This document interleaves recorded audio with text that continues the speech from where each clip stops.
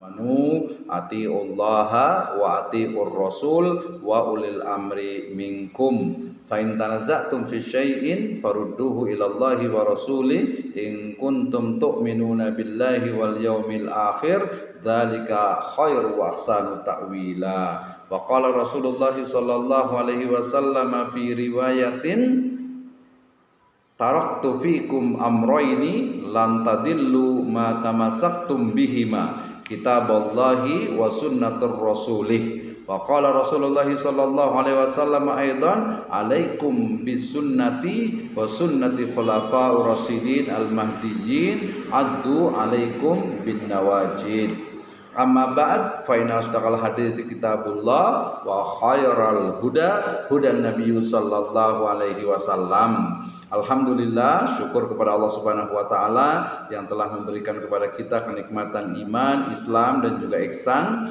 Kemudian salawat dan salam sama-sama kita panjatkan kepada junjungan alam Habibana wa Nabiyana Muhammadin sallallahu alaihi wasallam, kepada seluruh ahlul baitnya, para sahabatnya serta orang-orang yang senantiasa mengikuti jejak sunnahnya hingga akhir zaman.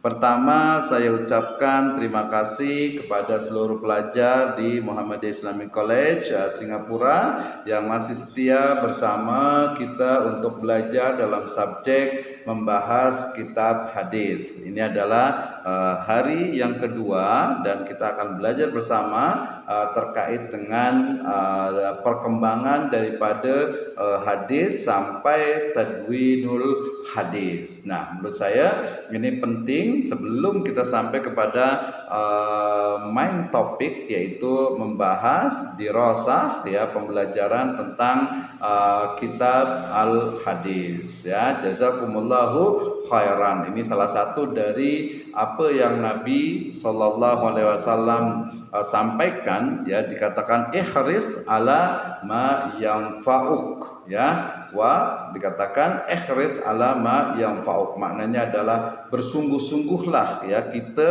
dalam hal-hal yang memang ada manfaat untuk diri kita, ya, yang ada manfaat untuk kita mesti bersungguh-sungguh. Ihris ala ma yanfa'uk, ya, artinya bersungguh-sungguh dalam apa yang manfaat untuk kita, baik itu di dunia ataupun juga di akhirat sana. Nah, juga kita bersyukur juga masih diberikan hidayah serta inayah sehingga kita masih boleh untuk memiliki kemauan, memiliki pun juga keinginan untuk terus belajar. Kenapa? Karena Rasul sallallahu alaihi wasallam pun pernah bersabda, man salaka tariqan yaltamis bihi ilman sahhalallahu lahu bihi tariqan ilal jannah. Siapa sahaja yang berangkat, yang pergi untuk tariqan, man salaka tariqan yaltamis bihi ilman, ya, untuk mendapatkan ilmu, maka sahhalallahu lahu bihi tariqan ilal jannah. Allah Subhanahu wa taala akan mudahkan, ya, jalannya itu ke surga. Nah, alhamdulillah pada siang, ya, sore hari ini insyaallah taala fi hadzal yaum al mubarak insyaallah taala sanabahas yata'allaq bi kaifa taghyir atau tarikh al hadis khasatan, yakni nabda min fi asri Nabi sallallahu alaihi wasallam wa aidan ba'daha, yakni fi asri sahabah, fi asri tabi'in, wa kaifa tadwinul hadis fi asri khalifatul khamisah Umar bin Abdul Aziz wa man hum, yakni minal muhaddisin, wa kaifa khasais li kutub al hadis wal akhir, yakni murajaah awil ikhtisar. Nabda awalan, yakni bi kaifa, yakni al hadis fi asrin Nabi sallallahu alaihi wasallam.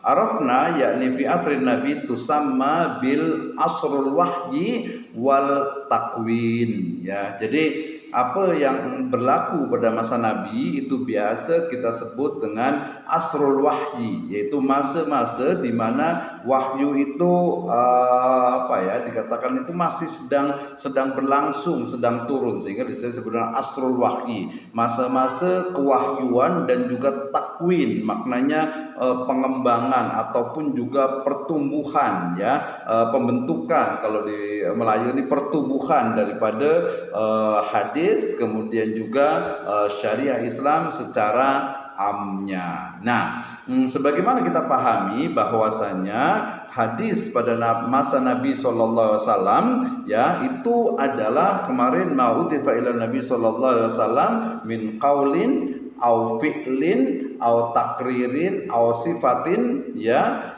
kemudian juga atau juga sebut sebagai apa, sesuatu yang sifatnya dari Nabi sallallahu alaihi wasallam, fi'il atau qaul, fi'il, kemudian juga sifat dan juga takrir ya. Nah, ternyata pada masa beliau wujudnya Rasul, maknanya ini Rasul sallallahu alaihi wasallam masa itu still life ya, masih ada ya, maka kemudian beliau sebagai sebagai ya Rasul penyampai wahyu ya. Ketika terjadi persengketaan atau perselisihan, selalunya beliau sebagai hakim ya, sebagai hakim yang nanti akan memutuskan berbagai permasalahan yang ada. Itu yang pertama. So berarti hadis pada masa Nabi itu adalah masih pada proses di mana Nabi sallallahu alaihi wasallam itu masih hidup ya, sehingga kemudian ucapan beliau ya, sabda beliau, kemudian juga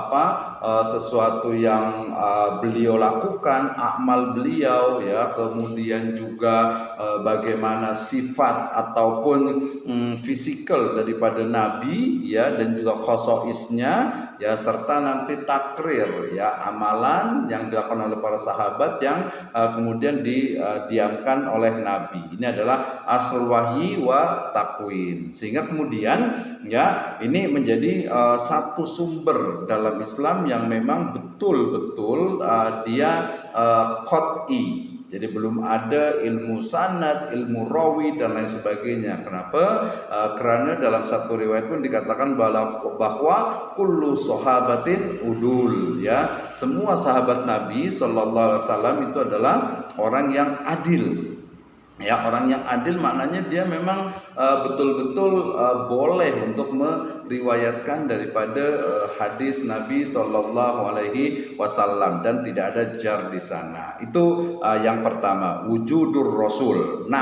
Nastamil yakni kaifa al-hassur Rasul sallallahu alaihi wasallam ya ila sahabatihi au ila ashabihi li tahfidil hadis wa tauzi'u wa da'watul hadis ila nas ya. Yang kedua ini ternyata bukan hanya Nabi itu beliau memberikan contoh uswah hadis qaul fi'al dengan sifatnya, tetapi pun beliau menstimulus, maknanya mensupport ya, memberikan satu sokongan ya, memberikan sokongan kepada atau anjuran kepada sahabat untuk menghafal hadis dan juga dakwah bihi ya, dakwah atau menyebarkan hadis itu kepada masyarakat orang ramai ya. Ini yang kedua ya, di mana stimulus Nabi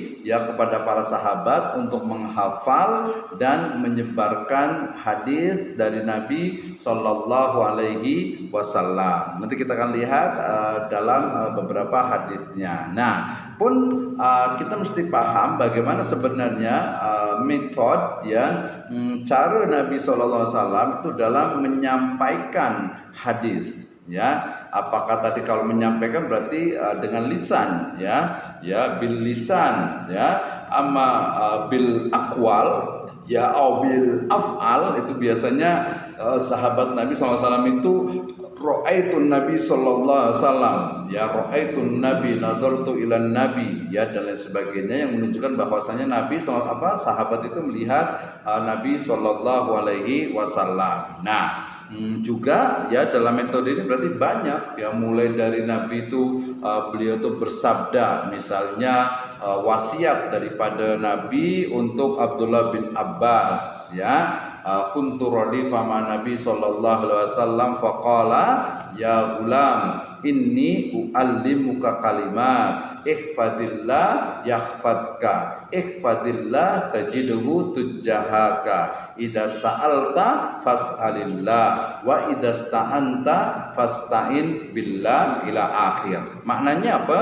Maknanya adalah Nabi SAW itu menyampaikan secara direct kepada siapa? Kepada satu dari sahabat Nabi, ataupun juga secara bersama-sama. Misalnya hadis riwayat dari Bukhari dan Muslim, yang dengan riwayatnya Muslim tentang nama nahnu julusun inda Rasulullah sallallahu alaihi wasallam. Jadi masa kami ini para sahabat ini sedang duduk-duduk ya, sedang apa orang Malaysia cakap ni, sedang lepak lah ya, sedang duduk-duduk, kemudian ja'a rajulun, datang seorang lelaki ya, yang ternyata satu riwayat itu adalah seorang bukan seorang, tapi beliau itu adalah dia itu adalah malaikat Jibril yang menanyakan ma-huwal iman, ma-huwal Islam, ma-huwal ihsan. Jadi di sana Nabi menyampaikan secara bersama. Oh, berarti banyak, bukan hanya satu orang. Kalau tadi Abdullah bin Abbas itu hanya satu orang sahaja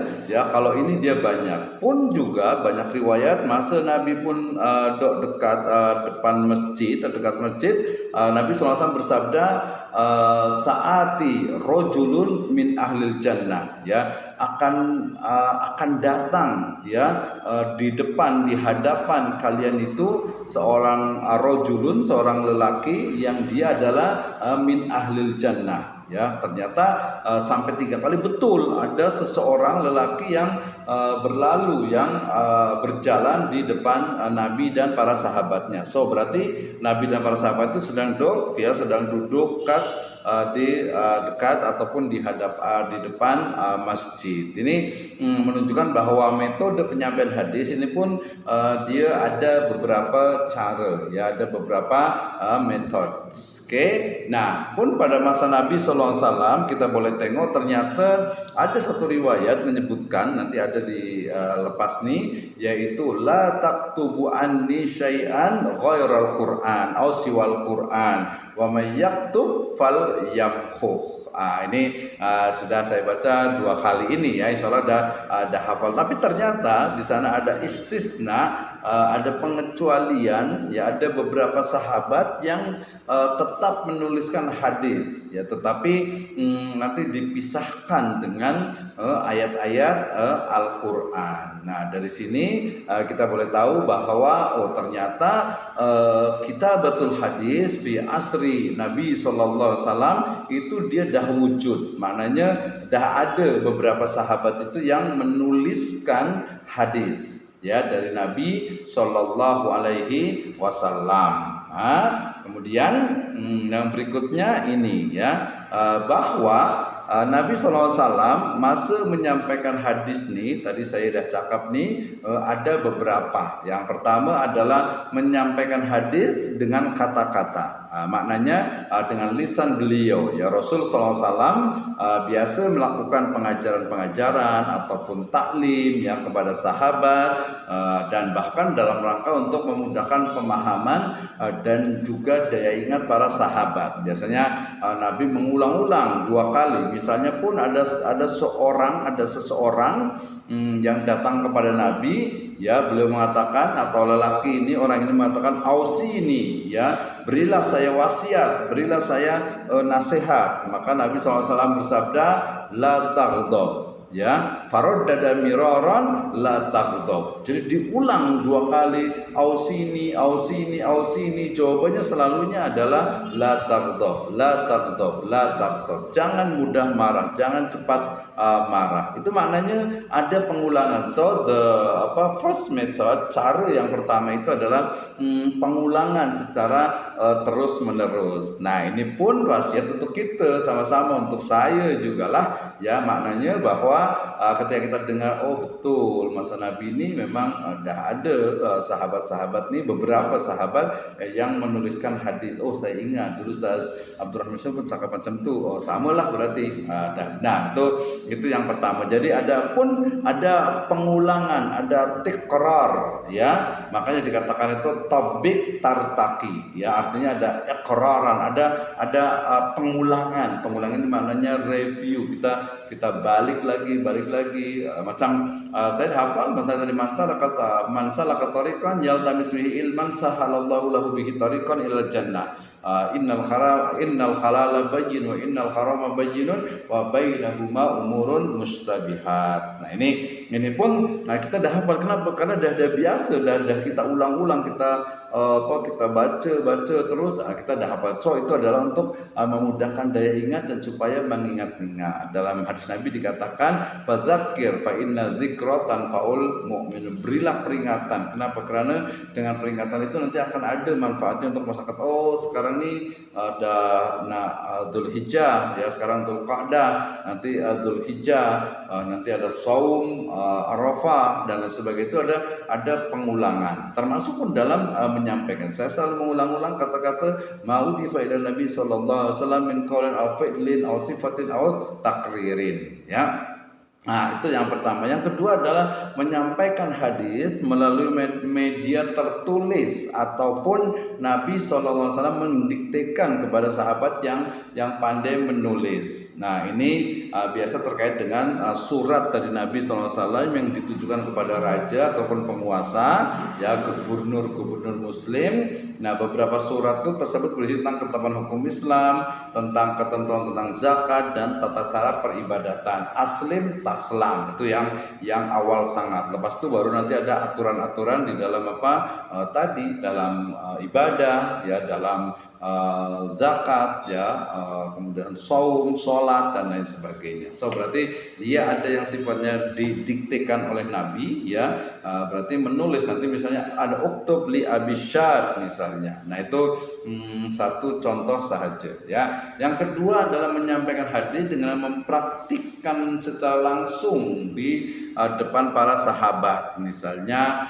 masa beliau mengambil air wudhu ya, kemudian juga sholat, kemudian saum ataupun puasa, dan juga menunaikan ibadah haji ya. Misalnya kalau dalam sholat itu selalunya adalah shollu kama ro'aitumuni usolli ya, sholatlah sebagaimana kalian melihat saya sholat. Kemudian dalam haji khudzu anni manasikakum ya, ambillah dariku manasik haji kalian. Maknanya ikuti cara haji Nabi Sallallahu Alaihi Wasallam. So di sana berarti ada prakteknya juga. Oh Nabi masa sholat misalnya nanti ada tadi apa yang disebut dengan af'al Nabi. Ra'aitu Nabi Sallallahu Alaihi Wasallam fi sholat wa wada'a yadaihi ala fakhidaihi, atau dikatakan ra'aitu Nabi sallallahu alaihi wasallam ya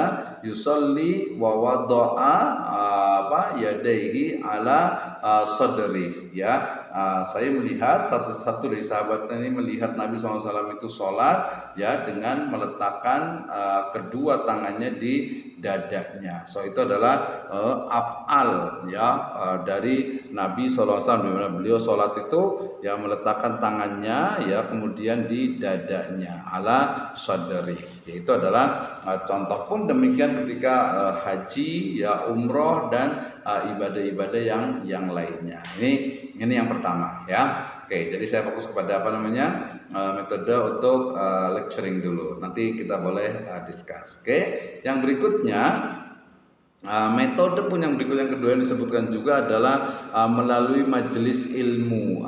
Ini macam kalau di Indonesia ini biasa ada majelis taklim, ada pengajian. Kalau di Malaysia ini di Singapura ini banyak Islamic Center ya, center kajian Islam itu yang kita boleh datang, baik itu yang free, yang majanan ataupun yang berbayar ya, yang gratis, yang percuma ataupun yang berbayar. Itu adalah majelis ilmu. Dan Nabi SAW juga membuat majelis ilmu, para sahabatnya duduk di sekitar beliau, dekat-dekat beliau. Lepas itu beliau nanti bersabda, beliau nanti menyampaikan hadis, beliau juga menyampaikan wasiat-wasiat ataupun nasihat, ataupun juga para sahabatnya ada yang bertanya dan lain sebagainya. Itu adalah bentuk dari ta'lim beliau. Jadi semua yang disampaikan oleh beliau itu ada beberapa sahabat yang mencatatnya sehingga menjadi sebuah hadis. Nah, yang kedua adalah di mana Rasul SAW itu menyampaikan hadisnya melalui para sahabat tertentu yang kemudian disampaikan kepada orang lain.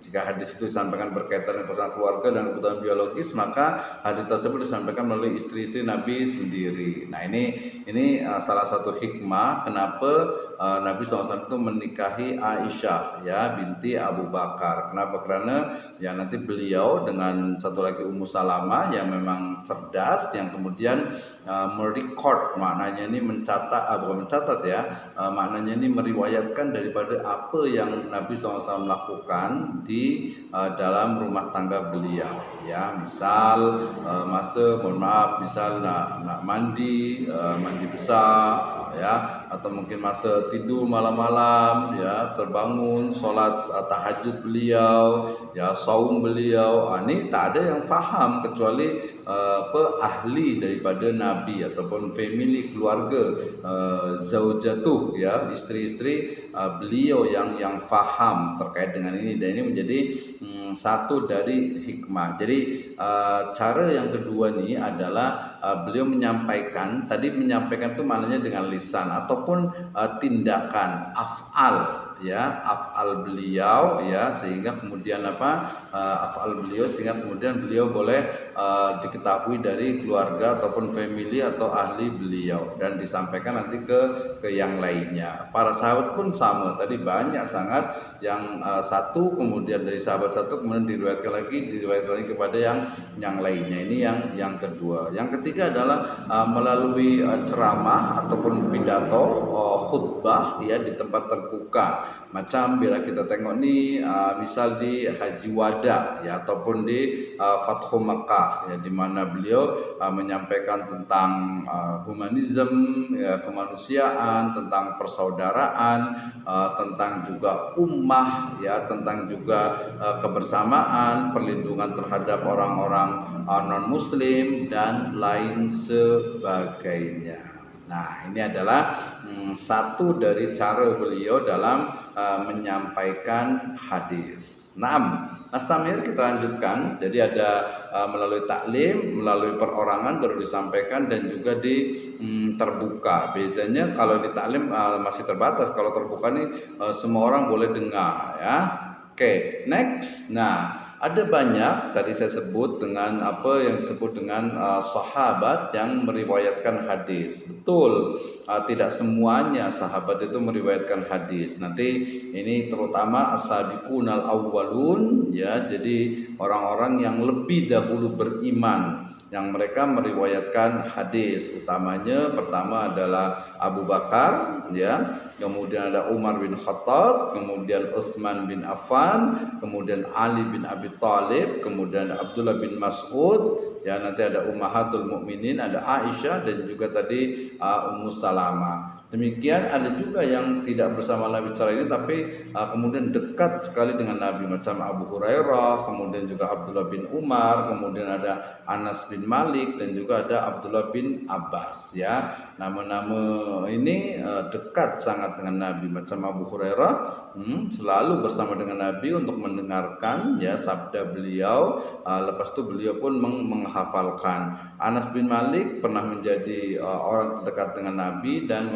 mengetahui serta meriwayatkan banyak hadis dari beliau. Demikian juga Abdullah bin Abbas yang ini merupakan nephew ya, ataupun keponakan daripada anak keponakan daripada Nabi SAW, sehingga beliau diajarkan tadi salah satunya adalah ihfadillah yahfadka, ihfadillah tajidhu tujahaka, idza sa'alta fas'alillah wa idza sta'anta fasta'in billah. Itu adalah satu riwayat yang sampai ataupun yang disampaikan oleh Abdullah bin Abbas yang masa itu masih menjadi ghulam atau anak belia ataupun pemuda. Nah, kita lanjutkan ya.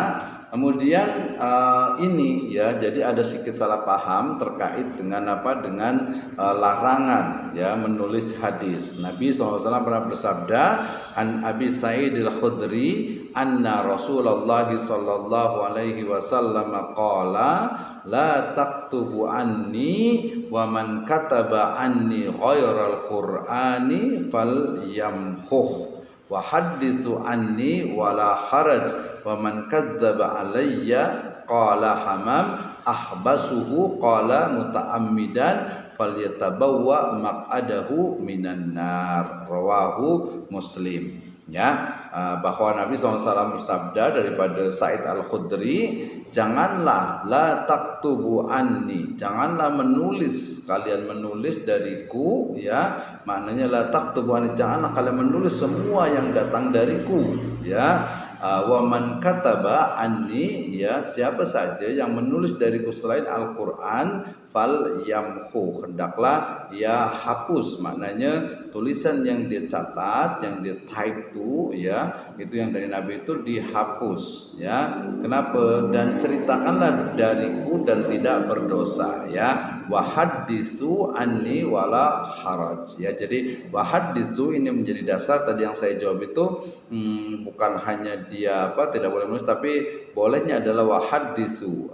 Kita kemarin mengenal ada istilah ada kata-kata hadatsana, artinya riwayatkan. So berarti hadis ini menunjukkan terkait dengan bagaimana Nabi SAW itu melarang untuk menuliskan riwayat hadis daripada beliau di awal, tetapi diperintahkan untuk menghafalkannya, wa haditsu anni, ya, dan sampaikan juga, artinya diberikan, kabarkan kepada yang lainnya, ya. Jadi ini kenapa? Karena para ulama menyebutkan ini karena di awal-awal daripada wahyu, supaya Al-Quran dia tidak boleh tercampur, ya.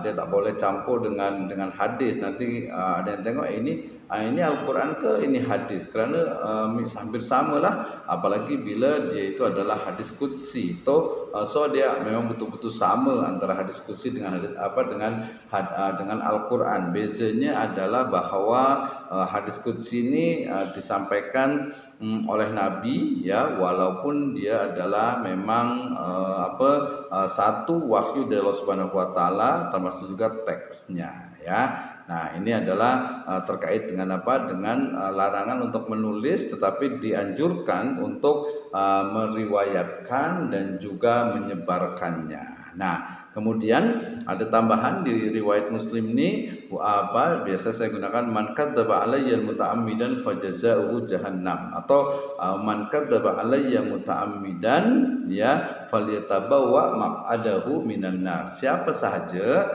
ya, yang dia itu berdusta atas nama Nabi, maknanya Nabi pernah bersabda macam ni, padahal dia dusta, maka itu adalah dosa yang besar, ya. Kenapa? Karena dia telah masuk diancam dengan neraka, ya. Man kadzdzaba alayya muta'ammidan fajazaohu jahannam khalidina fiha, atau man kadzdzaba alayya muta'ammidan falyatabawwa maq'adahu minan nar, ya.